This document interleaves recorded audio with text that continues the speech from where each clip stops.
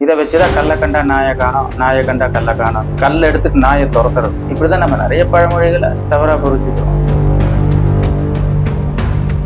எதுக்கு சின்ன வயசுலயே ஆன்மீகம், நல்ல வாழ்க்கையை அனுபவிச்சுட்டு இதெல்லாம் வயோதிக காலத்துல வயசான காலத்துலதான் ஆன்மீகம் அல்ல அப்படின்னு சொல்லி அழகான பெண்கள் பருவமங்கையர் பின்னாடி ஓடுறாங்க.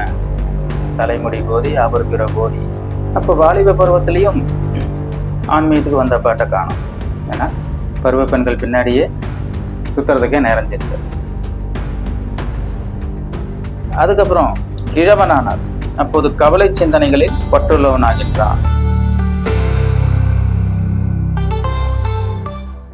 விட்டாத ஞான தெளிவையும் காட்டி ஐம்புலந்தன்னை அடக்கும் உபாயம் இன்புறு கருணை இனிதென கருளி கருவிகள் ஒடுங்கும் கருத்தினை அறிவித்து இருவினை தன்னை அறுத்திருள் கடிந்து தத்துவ நிலையை தந்தனை ஆண்ட வித்தக விநாயகா விரைகடல் சரணை.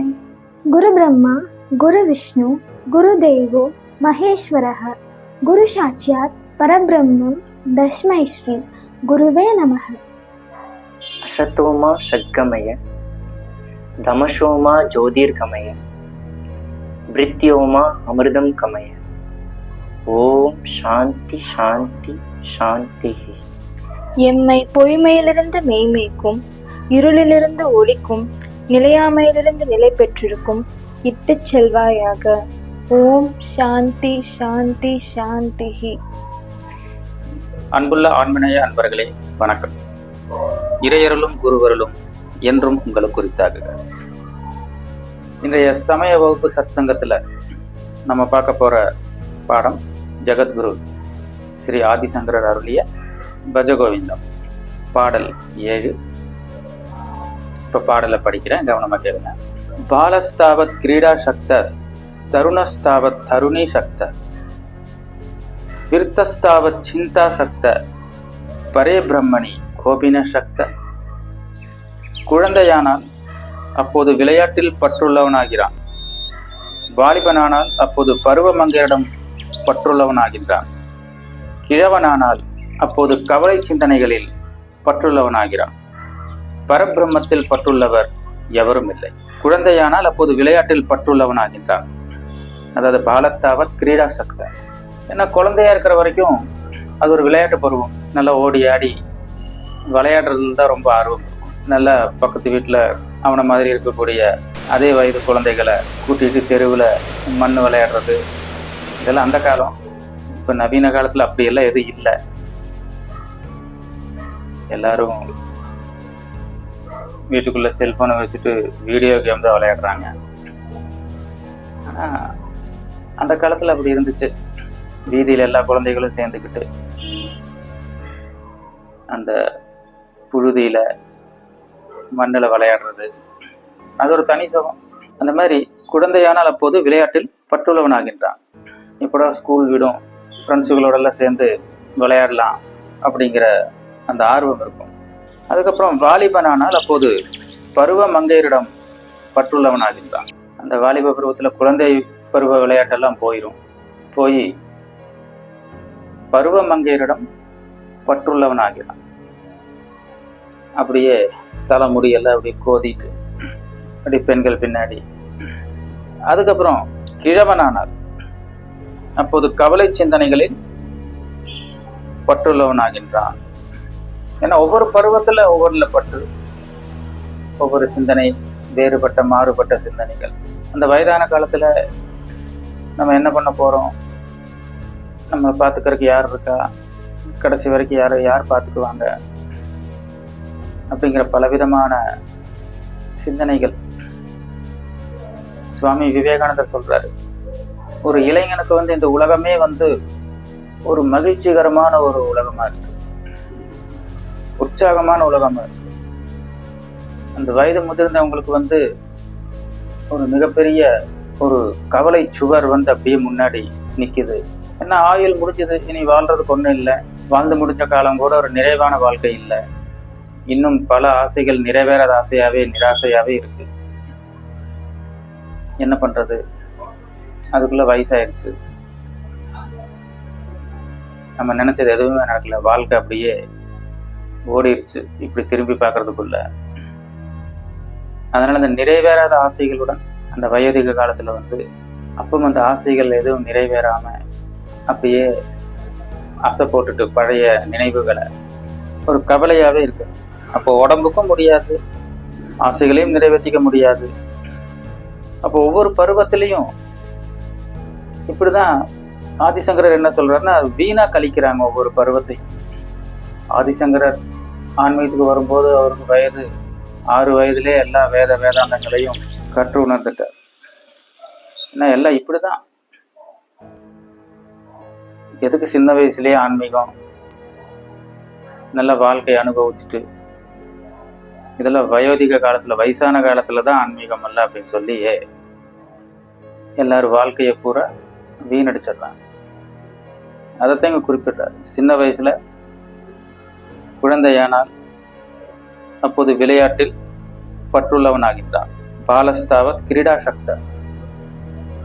சரி, அப்படிதான் சின்ன பையன், அவனுக்கு ஒன்றும் தெரியாது, விளையாட்டுல ஆர்வம் இருக்குதானே செய்யும். வாலிப பருவத்திலேயாவது ஆன்மீகத்துக்கு வருவியா? பொண்ணுங்க பின்னாடி சுத்துறதுக்கே நேரம் தெரியாது.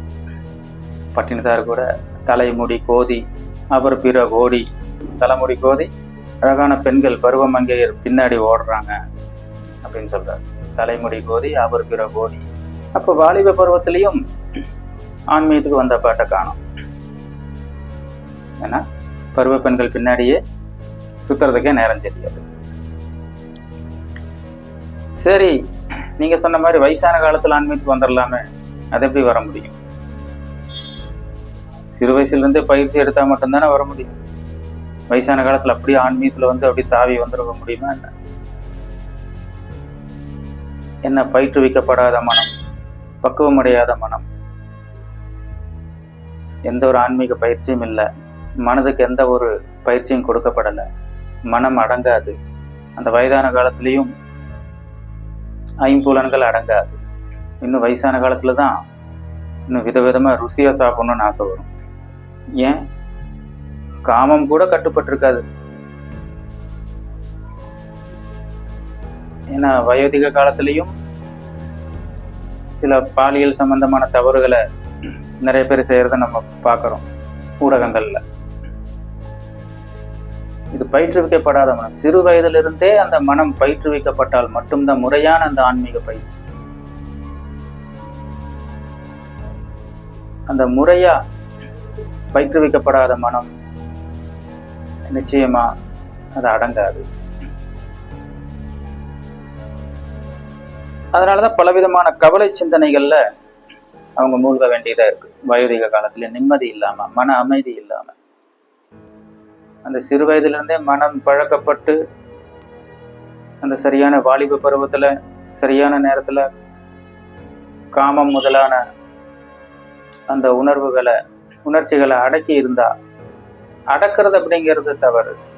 கடந்து இருந்தால் பயிற்சியின் மூலமா அது கடந்து இருக்கும். அடக்கிறது வேற, கடக்கிறது வேற. ஏன்னா அடக்கிய ஒரு பிரயோஜனம் இல்லை, கடக்கணும். அதுக்கு கடுமையான ஆன்மீக பயிற்சிகள்.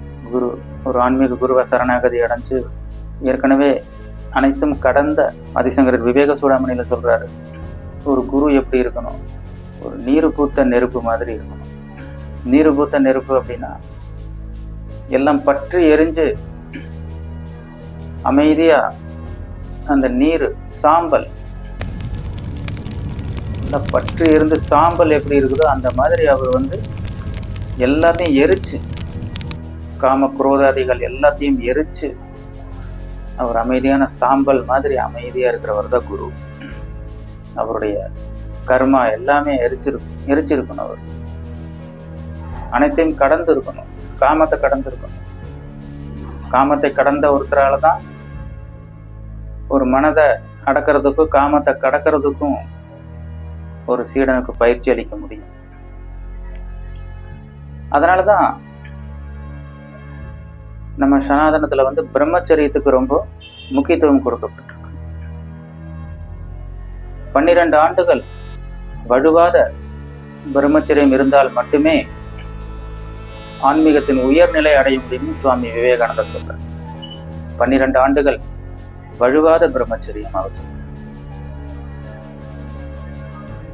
அப்படி பிரம்மச்சரியம் இருக்கிறது மூலமா ஆன்மீகத்தின் நுட்பமான விஷயங்கள் அவங்களால உணர முடியும். காமம் எங்கு உற்பத்தி ஆகுது, கோபம் எங்கு உற்பத்தி ஆகுது அப்படிங்கிற பல விஷயங்கள் அனுபவத்துக்கு வரும். அந்த திரிபுடி அப்படிங்கிறத உணர்ந்து எல்லாமே மாயையிலிருந்து தான் தொடங்குது. அந்த மாயை சரியா உணர்ந்து கண்டுபிடிச்சு இது உற்பத்தி ஆகிற இடத்துலயே அதை தடுக்கிறது தான் அந்த முறையான பயிற்சி. அது பல கட்டங்கள் இருக்கு, பல பிரிவுகள் இருக்கு. கர்மயோகம், ராஜயோகம், பக்தி யோகம், ஞான யோகம், இந்த 4 வழிகள்லையும் நம்ம பயணிக்கணும். அது 4ம் சேர வேண்டிய இடம் ஒரே இடம், ஞானம், ஆத்ம ஞானம். ஆத்ம ஞானம் அப்படின்னு சொல்லும் போது இங்க ஜெகத்குரு ஆதிசங்கரர் என்ன சொல்றாரு? பரபிரம்மத்தில் பரே பிரம்மணி கோபின சக்த. பரபிரம்மத்தில் பற்றுள்ளவர் எவரும் இல்லை. பரபிரம்மம்னா என்ன? அத்வைதத்துல பிரம்மம் ஜீவாத்மா, பரமாத்மா. பொதுவா அத்வைத சித்தாந்தம் ஜீவன் அப்படிங்கிறது எதுவும் இல்லைன்னு சொல்றது, பிரம்மம் மட்டும்தான். கடம் என்னும் உபாதி போயின் ககனம் ஒன்றானது போல் உடல் என்னும் உபாதி போயின் உணர்வில் ஜீவன் முக்தன் அப்படின்னு சொல்லி ஒரு பாடல் இருக்கு. கடம் அப்படின்னா குடம், ஒரு மண் குடம்னு எடுத்துக்கலாம். அந்த மண் குடத்துக்குள்ளே ஒரு ஆகாசம் இருக்கு, ஒரு ஸ்பேஸ். அது கூடாகாசம்னு சொல்லுவாங்க. வெளியும் ஆகாசம் இருக்கு, அது மகா ஆகாசம்னு சொல்லுவாங்க. அந்த கடமாகிய குடத்தை, அந்த மண் குடத்தை உடைச்சிட்டோம் அப்படின்னா ஏன்னா வெளியே இருக்கிற ஆகாசம் வேற, குடத்துக்குள்ள இருக்கிற ஆகாசம் தனித்தனி ஆகாசம் கிடையாது. ஆனா பார்க்கும்போது அது பிரிவுபட்டது போல் இருக்கு. குடத்துக்குள்ள அப்படியே ஒரு குடத்துக்குள்ள ஒரு ஆகாசம் இருக்கிற மாதிரி தோணும். ஆனா ரெண்டும் வேற வேற. அதை உடைச்சு போட்டோம்னா ஒரே ஆகாசம் தான். இந்த மாதிரி உடல் என்னும் உபாதி போயின், கடம் என்னும் உபாதி போயின் ககனம் அப்படின்னு ஆகாயம், ககனம் ஒன்றானது போல் உடல் என்னும் உபாதி போயின், இந்த உடல் அப்படிங்கிற உபாதி, அது குடம் மாதிரி இருக்கக்கூடிய இந்த உபாதி போயிடுச்சு அப்படின்னா உணர்வில் ஜீவன் முக்தன். இதை உணர்ந்துட்டான்னா அவன் தான் ஜீவன் முக்தன். ஜீவன் இருக்கும் போதே முக்தி அடைஞ்சவன், இந்த உடல் இருக்கும் போதே இந்த உடலிலேயே முக்தி அடைந்தவன் ஜீவன் முக்தன். அப்ப ஆதிசங்கரர் சொல்லக்கூடிய பிரம்மம், பரபிரம்மம், ஏன்னா அத்வைத சித்தாந்தத்தில் பரபிரம்மம் அப்படிங்கிறது ரொம்ப முக்கியத்துவம் வாய்ந்தது. அப்போ நம்முடைய ஆன்மா, அந்த ஜீவாத்மாவானது பரமாத்மாவில் லயமாகும். 2 ஆகாசம் ஒன்னா இருந்தாலும் பானை உடையணும் இல்லை. அப்ப நான் யார் அப்படின்னு சொல்லக்கூடிய இந்த உடல், ஏன்னா நம்ம இந்த உடலை தான் நம்ம நினைச்சிட்டு இருக்கோம். இந்த உடலை கடந்து இந்த உடல் 7 தாதுக்களால் ஆனது அப்படிங்கிறத உணர்ந்து, இந்த உடல் ஆன்மா அல்ல அப்படிங்கிறத உணர்ந்து, இந்த உடல் அழியக்கூடியது அப்படிங்கிறத உணர்ந்து, இந்த உடல், இந்த உலகம், அதாவது இந்த ஜகத்தாகிய இந்த உலகம், அதை காண்பவன், காட்சி, இந்த காணப்படும் இந்த உலகம், இந்த 3 திரிபுடி. இந்த திரிபுடி நீங்கும் போது எப்படி ஒரு கடல்ல அந்த தண்ணீரே தான் சுழியாவும் இருக்கு, அலையாவும் இருக்கு, நுரையாவும் இருக்கு. அலை திவலை நுரை கடலில் உதித்து ஒடுங்குமா போல், எல்லாம் கடல்லையே தோன்றி அந்த கடல்லையே மறையுது, அந்த கடல்லையே லயமாகுது. அந்த மாதிரிதான் நம்ம ஜீவன் நினைச்சிட்டு இருக்கோம். அது ஜீவன் இல்லை. ஏன்னா சுழி வேற, கடல் வேற இல்லை. சுழிங்கிறது அந்த கடலின் ஒரு மாறுபட்ட ஒரு தோற்றம், ஒரு தோற்றமா தெரியுது, அவ்வளவுதான். அங்க சுழின்னு ஒண்ணு தனியா எங்கிறத கொண்டு வந்து அங்க வச்சுட்டோமா, தண்ணீரே தான் அங்க சுழியாக காட்சி அளிக்கிறது. அப்போ எல்லாமே அங்க தண்ணீர் தான், தண்ணீரை தவிர வேற எதுவுமே அங்க 2வது இல்லை. ஆனா அந்த காட்சி மறையும் போது அது கடலே தான். அப்படிதான் நம்ம இந்த உடல்ல நினைச்சிட்டு இருப்போம், ஒரு சுழி மாதிரி. இந்த பஞ்சபூதங்கள், பார்க்கக்கூடிய காணக்கூடிய இந்த பிரபஞ்சம் அனைத்தும் பிரம்மம் தான். ஆனா நம்ம நினைச்சிட்டு இருக்கிறது இந்த மாயின் மூலமா நம்ம அது பார்க்கும்போது அது ஒரு தனி பொருளா நம்மளுக்கு காட்சியளிக்கிற மாதிரி ஒரு தோற்றத்தை ஏற்படுது. எப்படி சுழி நம்ம பார்க்குறோம், நுரைய பார்க்குறோம், அலையை பார்க்குறோம், பேரலை, சிற்றலைகள் எல்லாம் கடல்ல எழுது, கடல்லையே அடங்குது. ஆனா அது தண்ணீர. அந்த மாதிரிதான் நம்ம காணக்கூடிய காட்சிகள் அனைத்தும் பிரம்மமே. அதைத்தான் இங்க ஜெகத்குரு ஆதிசங்கரர் குறிப்பிடுறாரு. பரபிரம்மத்தில் என்ன பரபிரம்மம் அப்படிங்கும் போது அதை நம்ம கொஞ்சம் விரிவா விளக்க வேண்டி இருந்துச்சு. பரபிரம்மத்தில் பற்றுள்ளவர் எவரும் இல்லை. பரபிரம்மத்தில் பற்று எப்படி வரும்? தன்னை உணர்ந்தால், தன்னை பிரம்மம் அப்படின்னு உணர்ந்தால். சுவாமி விவேகானந்தர் சொல்றாரு, எதுவாக நினைக்கிறாயோ அதுவாகவே ஆகிறாய். நம்ம இந்த உடல்ல நினைச்சு உடலே ஆயிட்டோம்.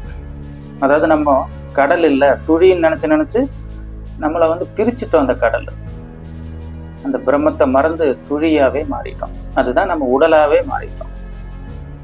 உண்மையிலே நம்ம சுழி இல்லை, நமக்குன்னு ஒரு தோற்றம் கிடையாது. நம்ம நீர் தான், அந்த கடலே தான். நான் எல்லையற்றவன் அப்படிங்கும் போதுதான் நம்மளுடைய எல்லைகள் விரிவடையும், நம்முடைய மனதின் எல்லைகள் விரிவடையும். இந்த குறுகிய மனப்பான்மை, சுயநலம், வேறுபாடு எல்லாமே மறைஞ்சு அந்த ஒருமை, இததான் அத்வைத அனுபூதின்னு சொல்லுவாங்க. அத்வைத அனுபூதி, அந்த அத்வைத நிலை, அதாவது இரண்டற்ற நிலையை அடைதல். அப்ப எல்லாமே நம்ம ஒண்ணுதான் அப்படின்னு நினைக்கும் போது யார் யாரை கோபிக்கிறது, யார் யார் மேல ஆசைப்படுறது, யார் யாரை ஏமாத்துறது, யார் யாரோட சண்டைக்கு போறது, யார் யாரோட சமாதானத்துக்கு போறது, அங்க ரெண்டாவதே இல்லையே. இருக்கிறது ஒரே கடல். திருமூலர் பாடுறாரு, மரத்தில் மறைந்தது மாமத யானை, மரத்தை மறைத்தது மாமத யானை, பரத்தை மறைத்தது பார்முதல் பூதம், பரத்தில் மறைந்தது பார்முதல் பூதம். அதாவது ஒரு மர யானை இருக்கு, அந்த மரத்தால் செய்யப்பட்ட ஒரு யானை பொம்மைன்னு வச்சுக்கலாம், ஒரு உருவம். அதை ஒரு சிறுவன், அந்த சிறுவனுடைய தந்தை, 2 பேர் பார்க்குறாங்க. அந்த சிறுவனுடைய தந்தை பார்க்கும்போது, இல்லை அருமையான தேக்கு மரம், என்ன விலைக்கு போகும் அப்படின்னு சொல்லி அதை மதிப்பிடுற. அதோட மதிப்பு எவ்வளவு அப்படின்னு.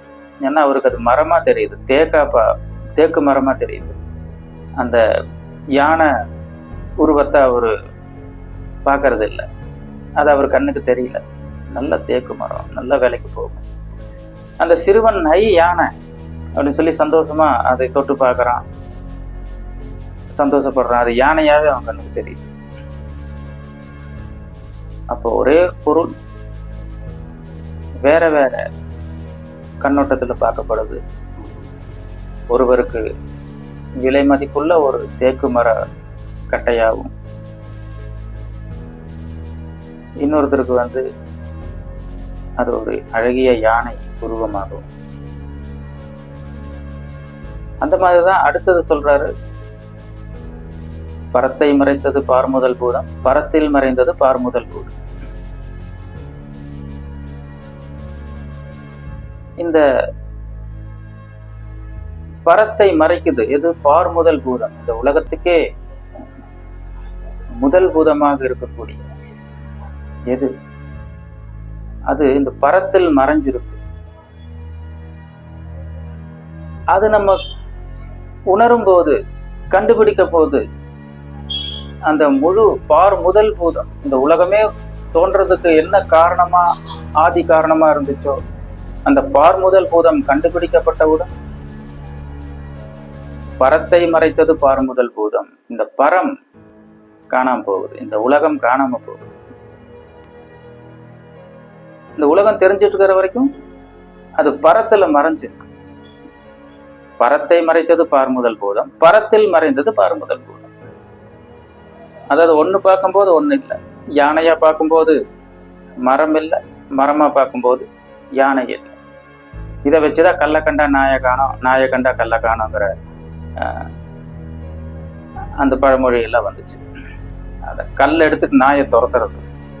இப்படிதான் நம்ம நிறைய பழமொழிகளை தவறா புரிஞ்சுக்கிறோம். உண்மையிலே அதோட அர்த்தம் கல்லால் செதுக்கப்பட்ட ஒரு நாய் சிற்பம். அது கருங்கல்லா பார்க்கும்போது அது நாய் சிற்பம் மறையுது. அது நாய் சிற்பமாக பார்க்க போடும்போது அந்த கருங்கல் அதோட மூலப்பொருள், அதை நம்ம கவனிக்கிறது இல்லை. அந்த உருவத்தை தான் நம்ம கவனிக்கிறோம். ஒன்று பார்க்கப்படும் போது ஒன்று இல்லை. அப்போ ஞானிகளுக்கு இந்த பிரபஞ்சமே பிரம்மம் தான். அந்த பரத்தில் மறைந்துள்ள பார்முதல் பூதத்தை அவர்கள் பார்க்கிறார்கள், அவர்கள் உணர்ந்து விட்டார்கள். இந்த உலகமே தோன்றுவதற்கு காரணமாக இருக்கக்கூடிய, ஆதி காரணமாக இருக்கக்கூடிய அந்த மூலம், ஆதி மூலம் பரத்தில் மறைந்தது பார்முதல் பூதம். பரத்தில் மறைந்த அந்த பார்முதல் பூதத்தை ஞானிகள் கண்டுபிடிச்சிடுறாங்க. அவங்களுக்கு இந்த உலகம் மறைஞ்சது, அதுதான் அந்த பரத்தை மறைக்குது. அப்புறம் அதுவே பரத்திலையும் மறைஞ்சிடும். அஞ்ஞானிகளுக்கு அந்த பார்முதல் பூதம் தெரியறது இல்லை. ஞானிகளுக்கு இந்த பரம், இந்த பிரபஞ்சம் தெரியறது இல்லை. இதுதான் விஷயம். ஏன்னா பிரம்மத்தை பத்தி விளக்கணும்னா இன்னும் பல மணி நேரம் விளக்கணும். அது விளக்க முடியாது. இருந்தாலும் அது சில விஷயங்கள் உணர்த்தி தான் ஆகணும். அப்புறம் அது நீயே தான் உணரணும். அப்ப இந்த பாடல் ஆதிசங்கரர் எந்த பருவத்தில் இருந்தாலும் நீ இறைவனை அடையிறதுக்கு எந்த முயற்சியும் பண்றதில்லை. அதாவது பரமாத்மாவை,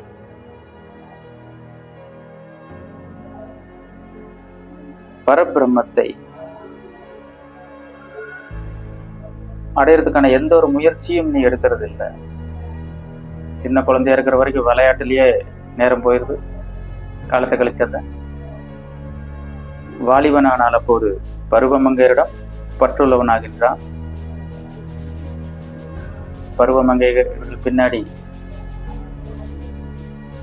சுத்துறதுக்கே உனக்கு நேரம் சரியாயிருது.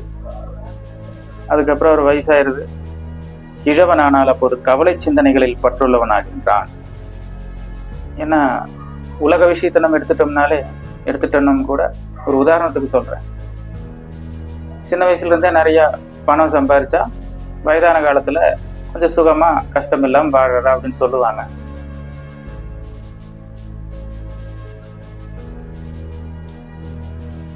இங்க நம்ம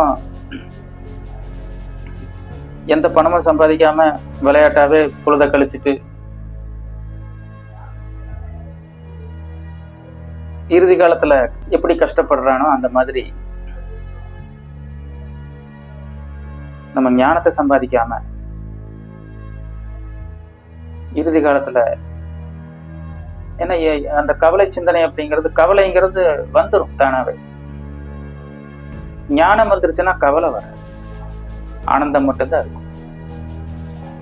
ஏன்னா இறைவன் கூட இருக்கிறார், இறைவனை உணர்ந்தாச்சு, சதா சர்வகாலமும் ஆனந்தமா அவன் நினைவிலேயே இருக்கலாம். கோபம் கட்டுப்பட்டுரும், காமம் கட்டுப்பட்டுரும், மனம் இயல்பாவே அமைதியாயிரும், சாந்தமாயிரும்.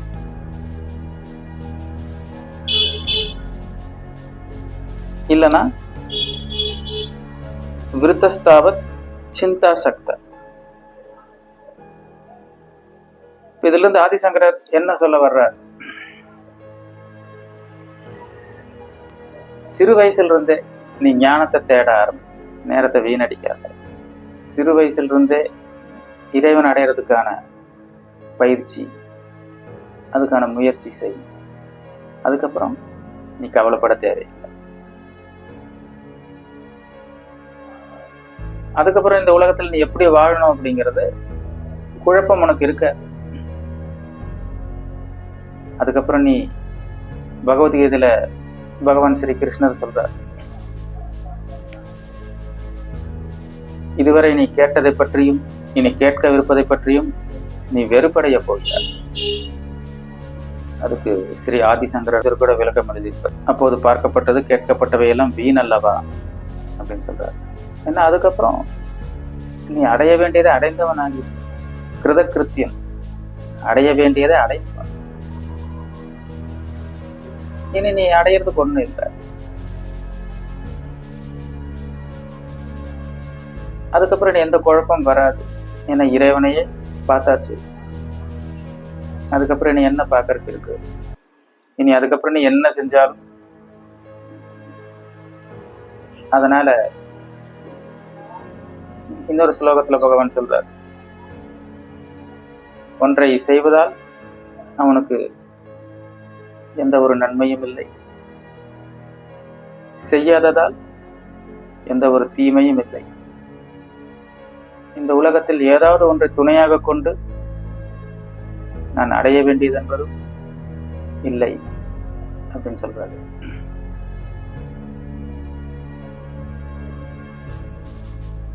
அப்போ